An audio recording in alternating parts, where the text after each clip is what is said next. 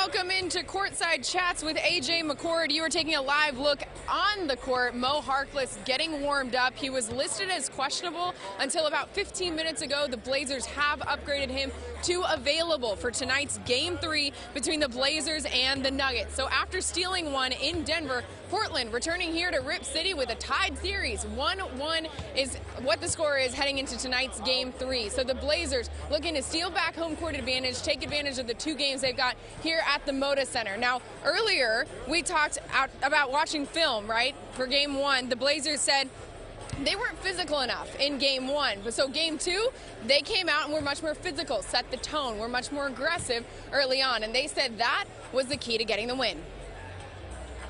I liked the tone that we set early in the game. I really liked our approach in the first half, particularly the first quarter. I thought defensively we were much better than Game 1.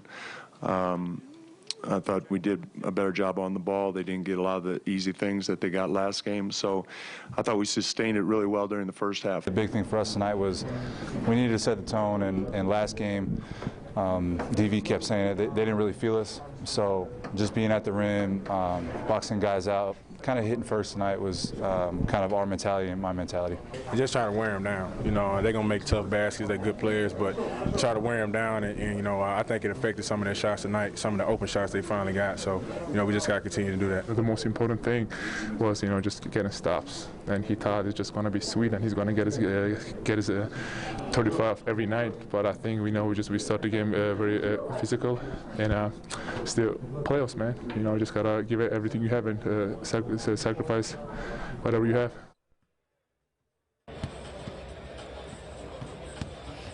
Give it everything you have. So we are joined now by Senator Ron Wyden. Thank you so much for coming by Courtside Chats. You're Thanks big, for having me. Of course, big Blazers fan. How excited are you to be here? Oh, this is incredible, and there is no question we're getting the W tonight.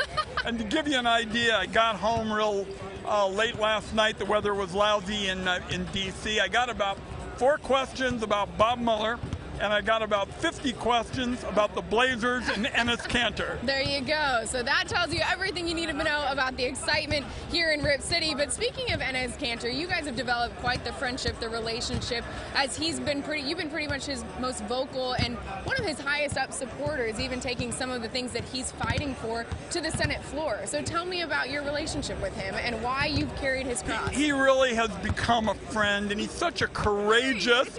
We're talking about him. We're talking about him.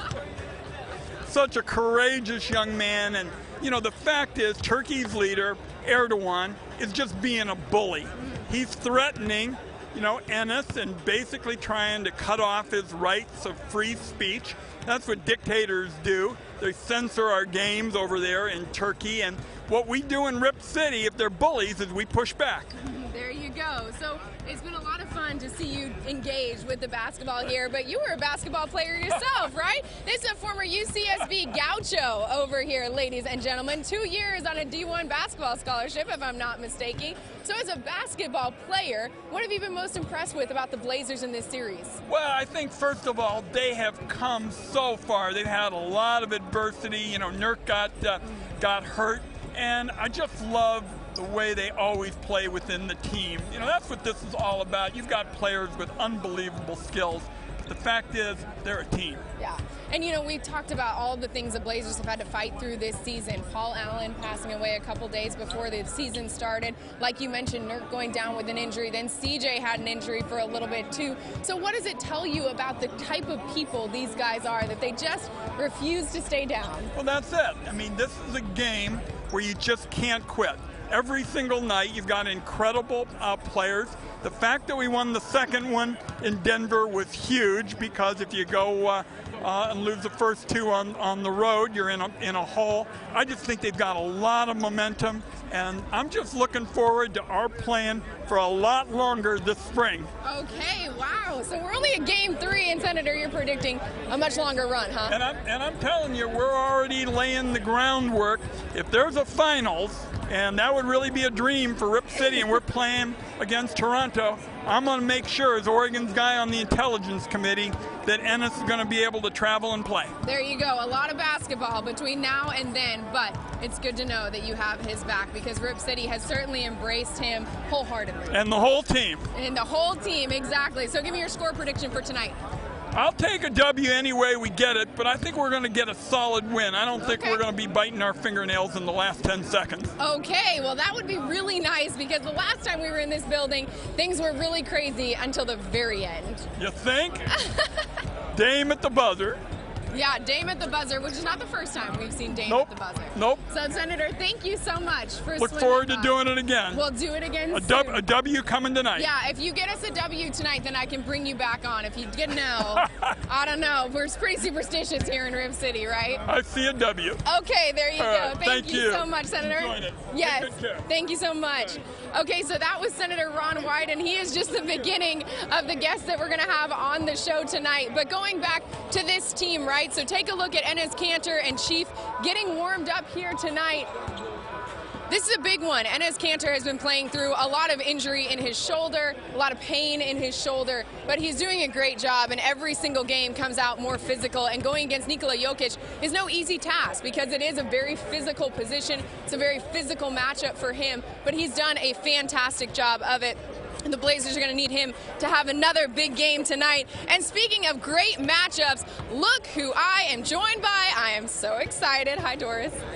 How you doing? Great, super. Good. Super. You are all over town. I know you were just on Facebook Live, so thank you for taking my us pleasure. on here. My pleasure. It's good to be with you. It's good to be with you. I'm honored. I'm going to try not to stutter in this interview. This woman is such a hero and role model of mine, so we're going to get through it. But, so this is a great game tonight. I know you guys have been doing a lot of homework. You've covered a lot of games here in Portland, but what has been the thing that's impressed you most about the resiliency of this team? You know, I just said this to Brooke. I think the one thing that people should know is Damian Lillard is one of my favorite players in the NBA, and I said the same thing. It's his character outside the lines as much as his character inside the lines. This is a team-first superstar. He sat with us for 15 minutes prior to the game. We don't get that with every player across the NBA. I think he has an understanding of the responsibility to his teammates, to the NBA at large, to the community, and to me, he sets the tone and tenor, so I don't expect him to come out and shoot 5 for 17 as he did last game. No. When you think about the extraordinary level he has been out throughout the course of these this postseason, I hope we get a great Dame game. I think we probably will, knowing that Damian Lillard is the one who expects the most out of himself. I mean, you know he was not happy with that 14-point performance. The other matchup, of course, I mean, Denver star Nikola Jokic, Katy Winge said that he is a point guard trapped in a big man's body. Perfect description. How impressed have you been with how he has run that Nuggets team, a very inexperienced postseason team, to this deep of a run? Yeah, only 25 years of age they average for their core, Gary Harris, Jokic, and Murray. This is their first run through. So to have experienced a Game 1 loss in the first round against San Antonio and have to rebound from that, to have to go on the road in San Antonio, a place they hadn't won since 2012. So every experience enhances this Denver team. But for Jokic, I had him first team AJ center, and he averages 30 more touches per game than the next closest player in the playoffs. Dame is like fourth on the list. So it gives you some sense of how much of a centerpiece this guy is. I mean, listen, 9 times he's gone for 30 points, 10 rebounds, 10 assists. You know, and I said this to Brooke, give Enes Kanter a ton of credit because he has played better defensively in this series than I've seen him, and historically his reputation has not been good on that end. I have been really incredibly impressed with Enes's work on the defensive end. And it's not an easy task. No. I mean, Jokic is not one who is easily stopped, and Correct. yet Kanter is doing it with a partial health, right? We know he had separated his shoulder at one point. We're not sure where it is right now. They won't tell us that. But how impressive you've been with Kanter, and not just his ability to stop Jokic, but his ability to get boards when they need him, to get points when they need him to. Yeah, I think the nature of Enes Kanter has always been, he has always felt from a basketball perspective, if I'm scoring and boarding, I'm doing my job. And Dame's perspective earlier tonight when we were talking to him was, he said, I think he came here and wanted to be a part of something special. And he said, when guys around you are invested in your success, as we are in Ennis's, it can raise your level. And I think that has happened for him. And to me, for Ennis, first of all, defense always starts with effort, right? It starts with intellect. So am I doing my work early? Am I maybe anticipating the spots on the floor Jokic wants to make the catch? And I think he has done all that. You have to have game plan discipline. You have to have great effort. And if you start with those two things, you can usually do at least a passable job. Yes, and he has done far more than a passable job. He has stepped up for the Blazers in this postseason. So, Doris, you're on the call tonight. We couldn't be more excited that you're here in Rip City. So thank you so much. My pleasure. Thanks for having me. Of course. So we're going to go inside the Nuggets locker room now to hear how they've been preparing for Game 3. I think it's everybody. We got to go in confident. Not thinking about last game. Going in ready to hit them first mentality and not shots down. It's not working. Going to post and play inside out. But we got to play our game regardless of how it's going. Our first game on the road, we got to come out, not backing down and like I said, hitting first. So just being aggressive, being disciplined at the same time defensively, knowing that they're going to try and get to the shots at home. Just trying to mix up the coverages, give them different looks on schemes and different things, and trying to make it difficult for them. And I think we did a pretty good job that last game, so we just got to come out and continue it tonight.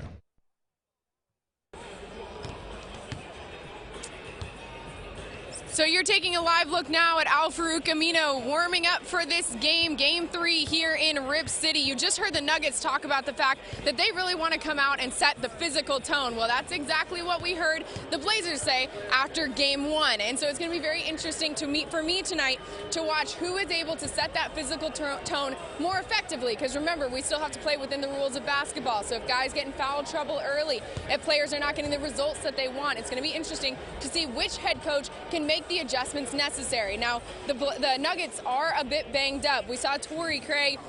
It looked like a broken nose in Game 2, but they officially did not call it that. They called it a nasal contusion. So he will be wearing a mask in tonight's game, which is not something that he is not used to. He's had to wear it before, but he did tell Altitude's Katy Winge that he doesn't like it, and it is a little bit difficult to breathe. Now remember, Denver is coming down from altitude. They were at 5,280 feet in the Mile High City. Here at Portland, we're in about sea level. So I wouldn't expect the breathing to be as much of a problem as far as the altitude goes, but knowing that he has that mask on is something to watch for tonight. He also had to have cotton swabs stuck up in his nose to keep it from bleeding. So Jamal Murray also a bit banged up. So we're going to see how those guys on the Nuggets team respond to those injuries and prepare for something such as that. We're courtside, so I'm making sure that I don't get smacked with the ball on the way out. So Game 2, like we mentioned, pretty quiet for the superstars here. We had Nikola Jokic, who did not get the points that he wanted, and we had Damian Lillard not get the points that he wanted. But I am not an expert on the Nuggets,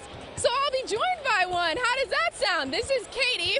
Hi, guys. She is the sideline reporter and analyst for the Denver Nuggets. So, Katy, thank you for joining us. Yeah, sorry I'm late. We were on Facebook Live for the Nuggets, getting our fans ready, so now I'm here to help you guys out, too. Perfect. I know. Thank you for joining us. We're all running around like chickens with our heads cut off. So, we talked a little bit about Torrey's injury, and then also I know Jamal Murray's a little bit banged up, but this team is used to being banged up. So, how do you expect it to affect their play? Well, I don't expect it to, honestly. I mean, the one thing with Jamal's injury is when you think about the motion of shooting his right thigh, he's going to have to go through that a lot, pushing off of that, using that muscle quite extensively in his jump shot. So the last game we noticed it in particular, he hit a pretty hard screen in I think the second quarter, and he was short on a lot of his shots from that point on. So that's going to be something he's going to have to adjust to.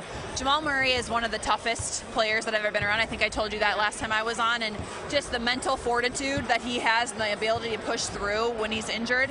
This is nothing new to him. He's been banged up for quite some time for this Nuggets team. Different injuries, of course, but this one is going to be nothing different for him. And I think that he'll be just fine, and Torrey Craig too.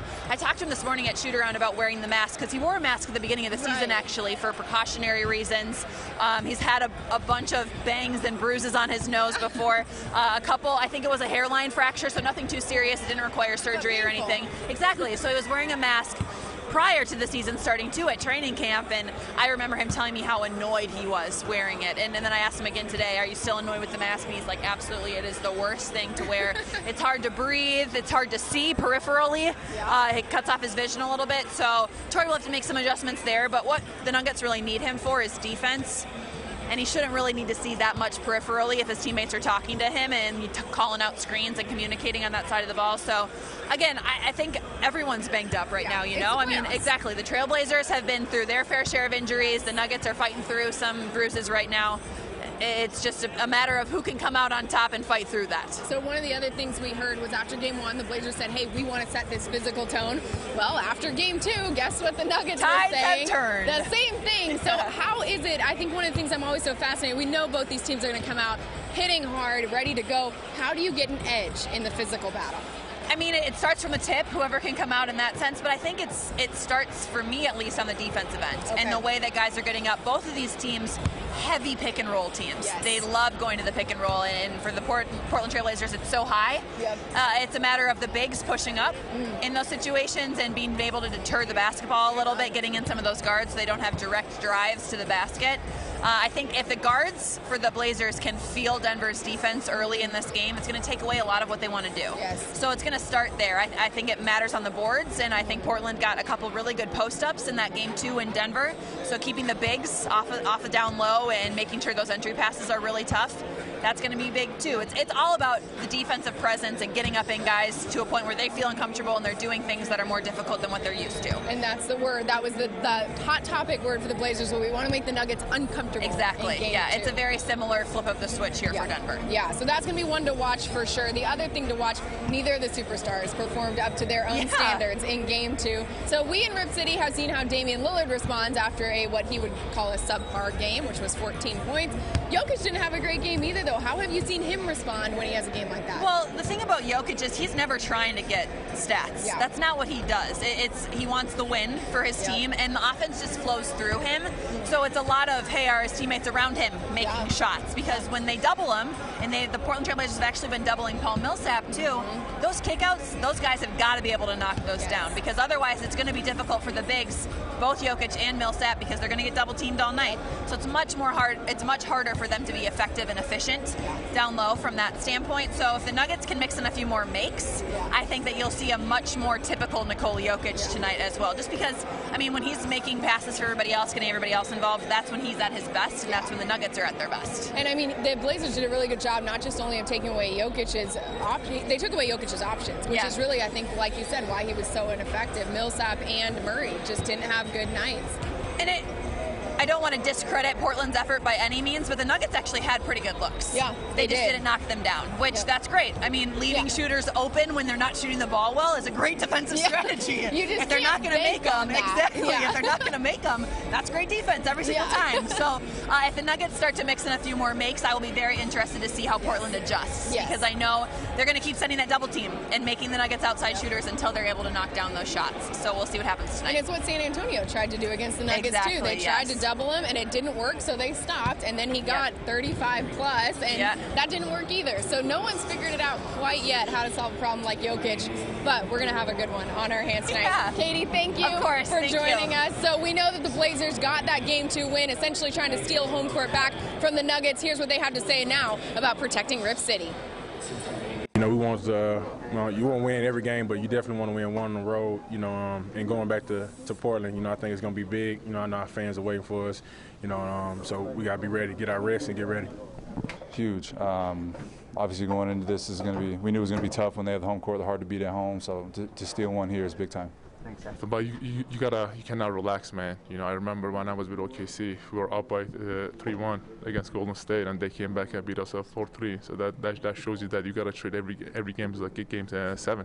So we gotta just stay focused, and you cannot be too happy, or you cannot be too down. Just go out there and just have the same mentality every game. Say a series starts when somebody wins a game on the road, and we was able to do that tonight. So.